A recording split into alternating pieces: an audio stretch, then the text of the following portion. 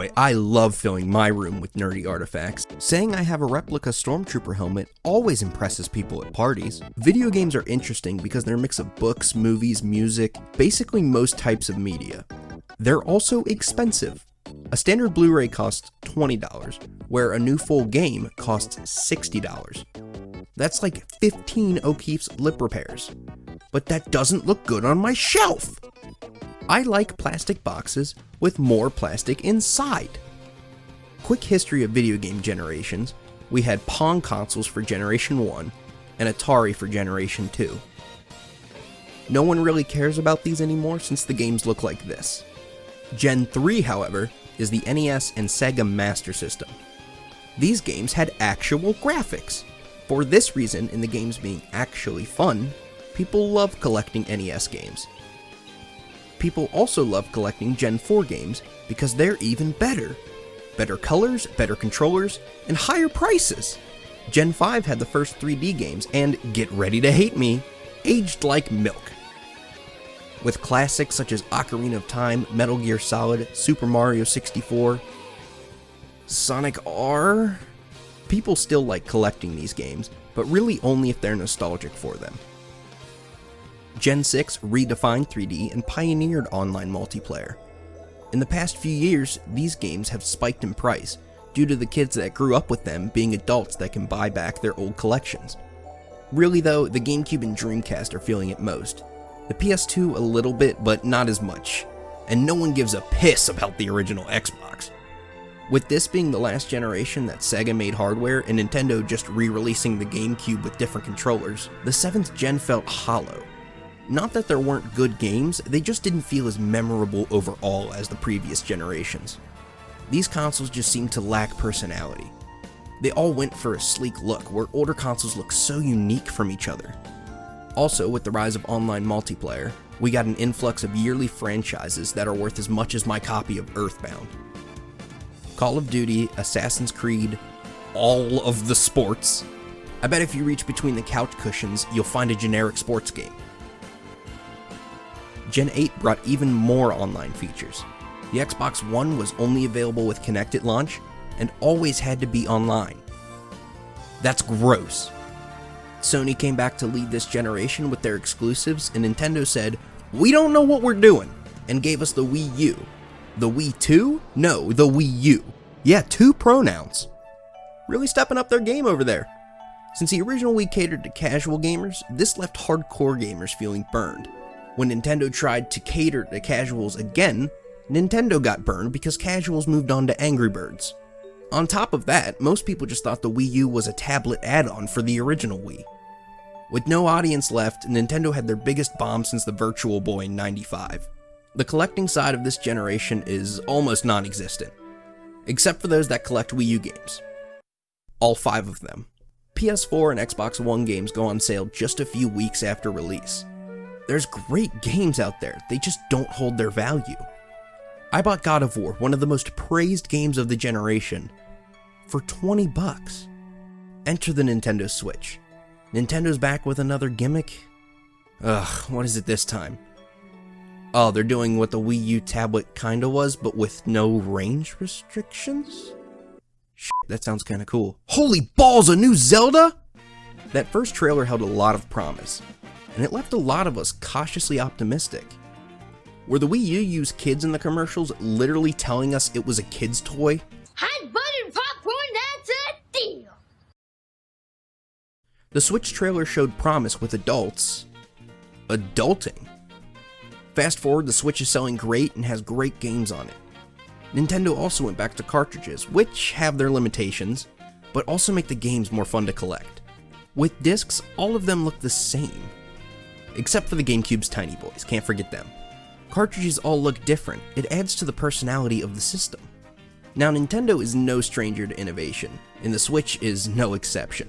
A home console that can also be a handheld, that's all I ever wanted.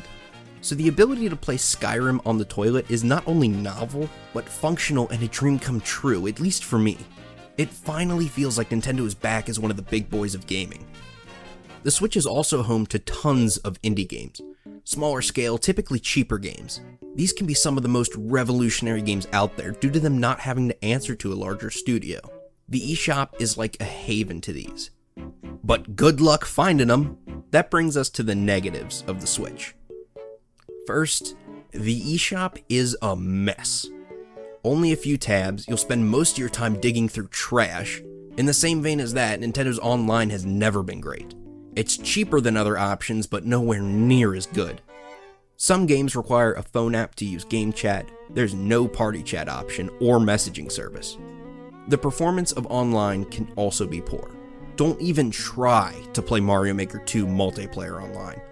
Perhaps the only saving grace is the Nintendo Online apps. We have NES and SNES games. There's a decent selection of first-party Nintendo games, however Nintendo hardly releases new games for these anymore. And when they do, it's no one cares about. You won't find any Mega Man or Castlevania on here because Capcom and Konami want to sell their games in collections themselves. Last but not least, we have hardware issues. The infamous Joy-Con drift.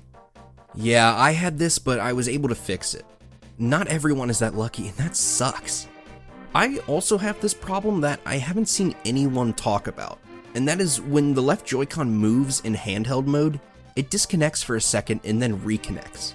I have nightmares about playing Mario Kart and falling off Rainbow Road due to this.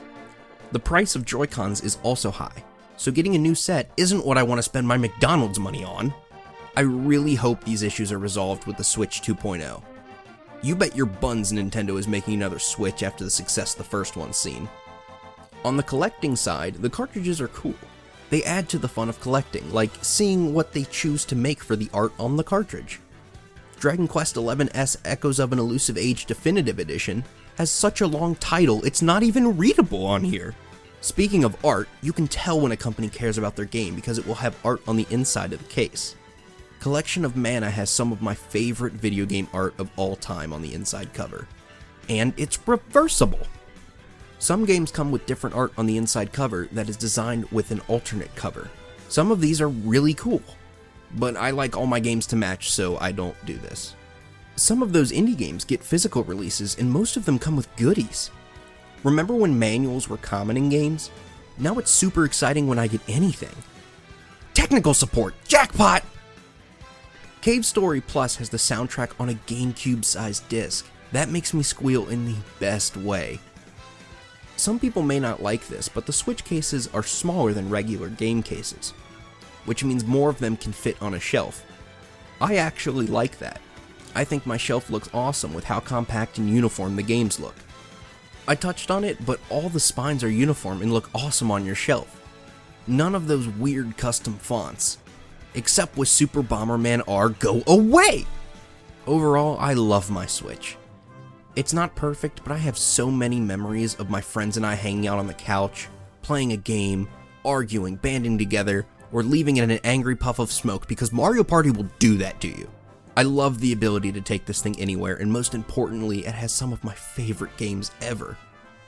Yeah, there are problems, like the cartridges being expensive to produce or the fact that it's underpowered compared to other systems, but none of that matters when the games are so darn good.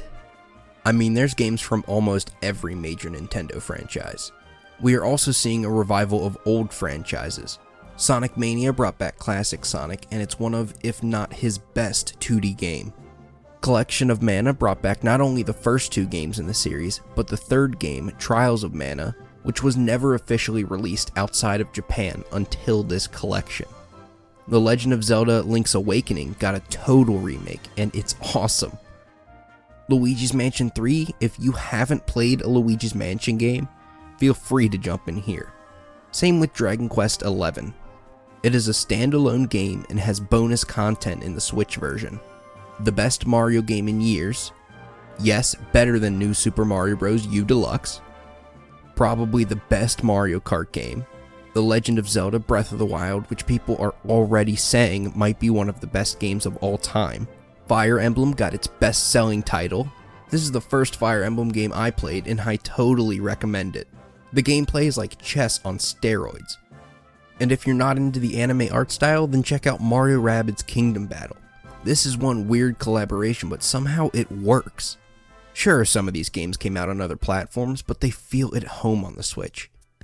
Even The Witcher 3, a giant game that runs way better on other platforms, I bought and played on the Switch because I wanted the ability to play it anywhere.